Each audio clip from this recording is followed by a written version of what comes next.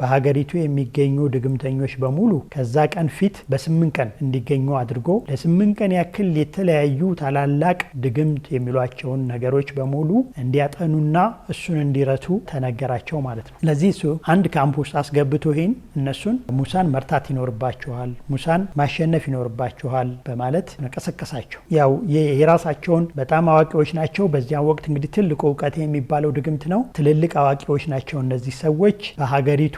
ያው ሲህርን ወይም ድግምት ትልቅ እውቀት ነበር በዛም ወቅትና ትልቅ አዋቂዎች የሚባሉ ናቸው። ከየትም ተመርጠው የመጡ ናቸው። በሺዎች የሚቆጠሩም ናቸው። እዛ ካምፕ ውስጥ ከገቡ በኋላ እንግዲህ ሙሳን ለመርታት የ8 ቀን ስልጠና አደረጉ ማለት ነው። ስልጠና በሚያደርጉበት ጊዜ ለመሆኑ ምንድነው ኢነ ለና ለአጅረን ኢንኩና ነህኑ الغالبين እኛ ስናሸንፍ ምንድነው የሚደርሰን? ምን ይደረግልናል? ደሞዛችን ወይም ደግሞ የሚሰጠን ነገር ምንድነው በማለት ጠየቁት። እሱም ደግሞ ወኢነኩም ለሚነል ሙቀረቢን እሱን ካሸነፋችሁት የሚጠበቀው እሱን ማሸነፍ ብቻ ነው። እሱን ካሸነፋችሁት ደግሞ የኔ ቅርብ የሆናችሁ ባለሟሎች ትሆናላችሁ በማለት እንግዲህ ያው ይሄ ስልጣን ያው ይታወቃል። ሙቀረብ ይሄንን ጠይቀው ያው ይሄ ተፈቀደላቸው ማለት ነው። فجمع السحرة لميقات يوم معلوم ያው ለታወቀው ቀን ደጋሚዎች ተሰበሰቡ። ያ የታወቀው ቀን ደረሰ። እንግዲህ ደጋሚዎችን ቦታቸውን ያዙ፣ ወታደሮችን ቦታቸውን ያዙ።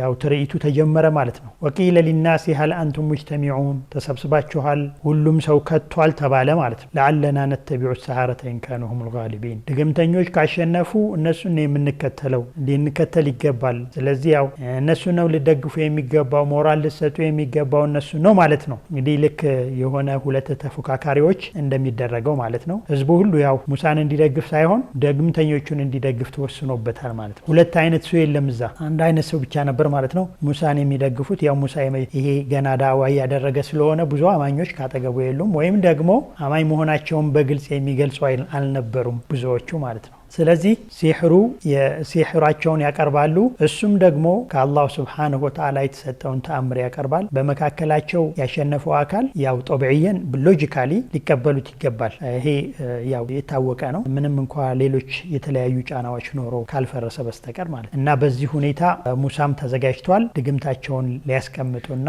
ደጋሚዎቹ ድግምታቸውን፣ ሙሳና ሃሩን ደግሞ በአላህ የተሰጣቸውን ተአምር ሊያቀርቡ እንደተዘጋጁ ሁሉ ስብሰባ ከቷል። በጉጉት ይጠብቃል ሰው ሁሉ። እዚህ ኢንሻአላህ ሁለታቸውም የሚያቀርቡትን በሚቀጥለው ለማየት ሞክራለን። አሰላሙ አለይኩም ወራህመቱላሂ ወበረካቱ።